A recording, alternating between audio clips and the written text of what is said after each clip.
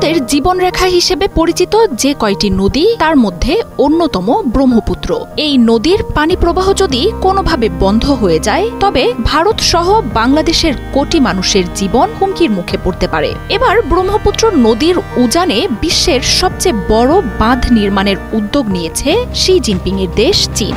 দেশটির চতুর্দশ পঞ্চবার্ষিক পরিকল্পনায় ১৩৭ বিলিয়ন মার্কিন ডলার ব্যয়ে বিশাল এই বাঁধ নির্মাণ যজ্ঞের ঘোষণা দিয়েছে চীন। আর এই নিয়ে ভারত সরকারের শুরু হয়েছে তীব্র আতঙ্ক।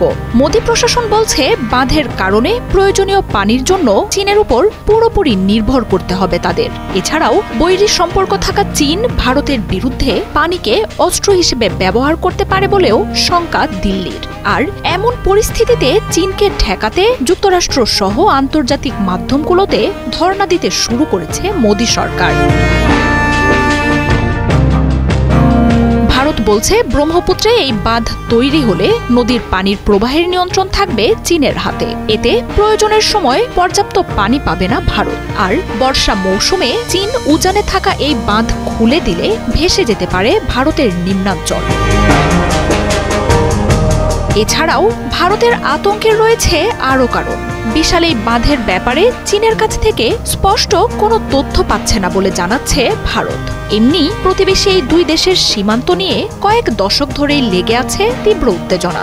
এমনকি প্রাণঘাতী সংঘাতেও জড়িয়েছে দেশ দুটি। কিছুদিন পরপরই ভারতের বেশ কিছু অংশ দখলে নিয়ে নেয় বেইজিং। আর তলানিতে থাকা এই সম্পর্কের মধ্যেই চীনের বাঁধ তৈরির উদ্যোগ ভারতকে নাজেহাল করে তুলেছে।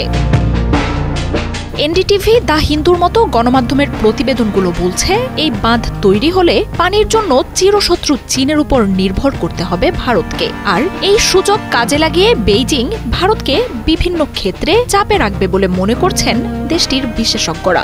এমনকি যে কোনো উত্তেজনায় পানিকে অস্ত্র হিসেবেও ব্যবহার করতে পারে চীন। ভারতকে জব্দ করতে বাঁধে জমে থাকা পানি ছেড়ে ভারতে ভয়াবহ বন্যা তৈরি করতে পারবেন শি জিনপিং। সাংপো নদীটি বিশ্বের দীর্ঘতম নদীগুলোর মধ্যে একটি। হিমালয় থেকে উৎপত্তি হয়ে তিব্বত অতিক্রম করে অরুণাচল প্রদেশ দিয়ে ব্রহ্মপুত্র নামে ভারতে প্রবেশ করে নদীটি। আসাম দিয়ে বাংলাদেশে প্রবেশ করে বঙ্গোপসাগরে শেষ হয়েছে ব্রহ্মপুত্র। তীরবর্তী জনপদগুলোর কাছে এই নদী লাইফলাইন হিসেবে পরিচিত।